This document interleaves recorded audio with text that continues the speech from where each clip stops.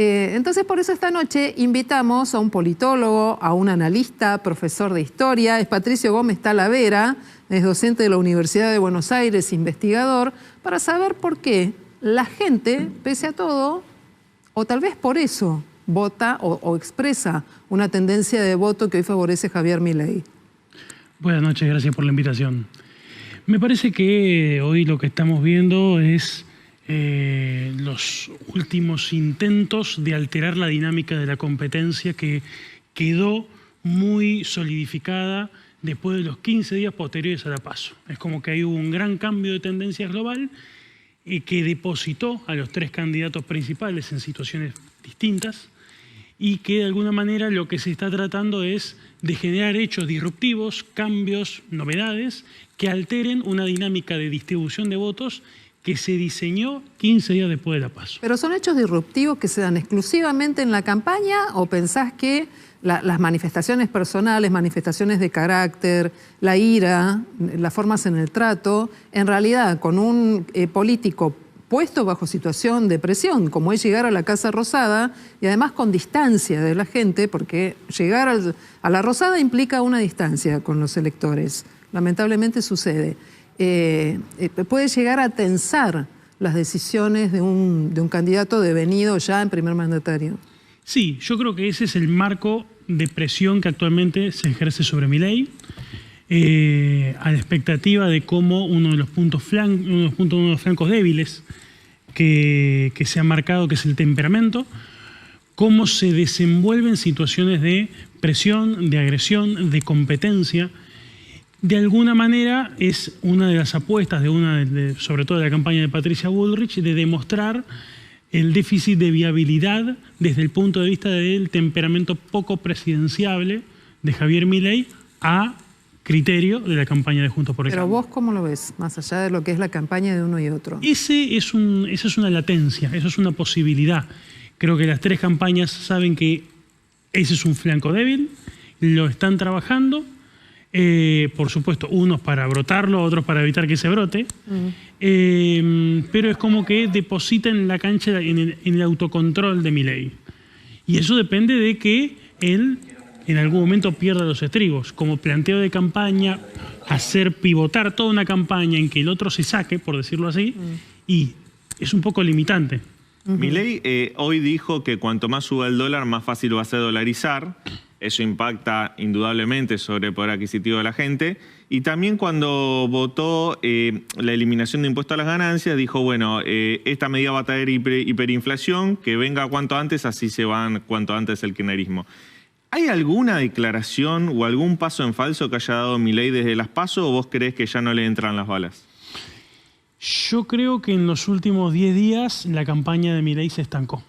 O sea, había un empuje dado en los 15 días posteriores a la PASO que le permitió ampliar su liderazgo y quedar a las puertas de un triunfo en primera vuelta. Pero en los últimos 15 días, sobre todo con declaraciones sobre temas que a la base electoral de Milei no le interesan, Milei perdió fuelle. No implica que haya caído, yo creo que no cayó, pero sí detuvo en seco su crecimiento. Y de alguna manera eso están tratando de aprovechar las campañas de Unión por la Patria, de Juntos por el Cambio, para tratar de ver si logran aumentar la presión y transformar un estancamiento en una bajada que por ahora no se verifica en los sondeos. Patricio, quiero que vayamos a compartir unas imágenes y unas declaraciones de un dirigente de La Libertad Avanza, de Ricardo Bussi. Hoy dio opiniones muy fuertes y me gustaría escuchar tu declaración, tu análisis de esto, ¿de acuerdo? Sí. Vamos. Son seres humanos que merecen todo nuestro respeto, como los rengos, como los ciegos, como los sordos. Son pequeños sectores de la sociedad que tienen que ser reconocidos, claramente. Ahora, no sé por qué hay que darle un cargo público por ser travesti. Si eso lo pagamos nosotros.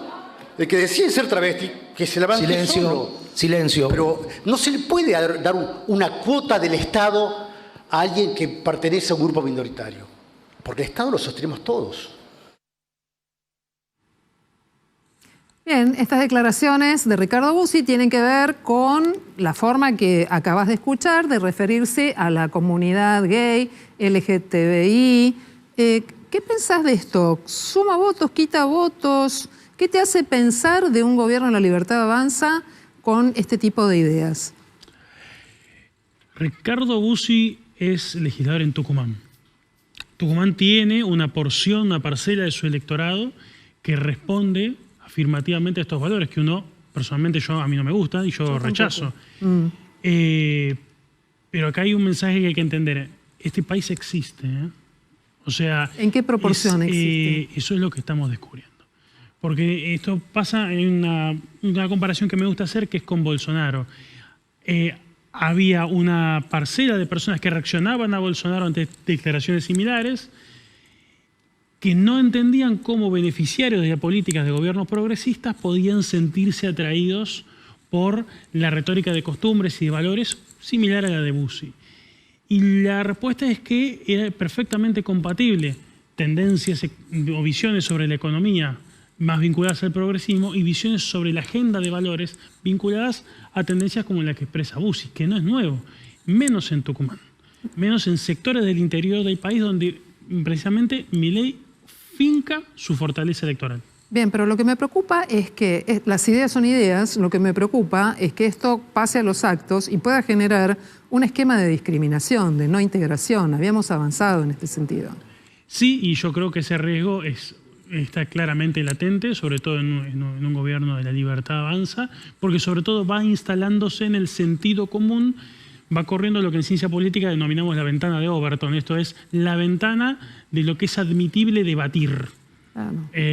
Vos no generás un debate sobre si está bien o mal robar, salvo que de pronto haya un corrimiento social, haya una aceptación de tu público a que eso, estando en desacuerdo o estando en acuerdo, es dable debatir, es aceptable conversarlo. Eso es lo que está pasando y eso es lo que estamos viendo. Bolsonaro en Brasil, pese a que perdió la última elección, se convirtió indudablemente en un líder de masas. Y de alguna forma este debate público en Brasil lo transformó. ¿Vos creés que Milei ya está en ese lugar o todavía le falta? No, todavía falta porque yo creo que primero el bolsonarismo preexistió a Bolsonaro y va a sobrevivir sin él. La pregunta es si existe el mileísmo como plataforma ideológica al margen de Milei. Hoy lo que vemos es una agremiación política, es un partido político absolutamente dependiente de su líder. No hay un programa en la agenda de valores, un programa bien, digamos, desarrollado de lo que es una especie de mileísmo cultural. ¿Puede desarrollar? Sí, pero eso es algo que está por verse todavía. Y depende de cuáles son las bases sociales, cómo se sostienen, si estamos hablando de una situación eruptiva que surge en un momento como apoyo de Milei en rechazo a la clase política, o si es algo que se sostiene en el tiempo. Bien, Patricio Gómez Talavera, te agradecemos mucho que hayas estado con nosotros, que podamos pensar estas cuestiones tan cerquita del próximo debate, en la segunda categoría del debate presidencial, y siempre con esta idea de saber qué se va a votar, si se va a votar una idea, un sentimiento, un cambio profundo o qué. En primera vuelta se vota un gobierno y en segunda, en primera vuelta se vota la opción que a uno le gusta, en segunda vuelta se vota un gobierno. Bien. Son dos elecciones distintas. Muchísimas gracias. No, gracias Buenas a ustedes. noches.